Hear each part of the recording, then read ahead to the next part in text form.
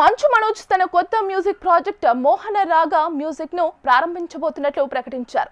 సినిమాల్లో తన అభిరుచిని నటనలోనే కాకుండా సొంతంగా స్టంట్స్ కంపోజ్ చేయడం, సెట్స్ రూపకల్పనలో ఇన్వాల్వ్ కావడం, గుర్తుండిపోయే పాత్రను రూపొందించడంలో ప్రత్యేకతను చాటుకుంటూ వచ్చారు. మోహన రాగ మ్యూజిక్ అనేది కొత్త ఆలోచనలు, భావోద్వేగాలను కలిపే వేదిక.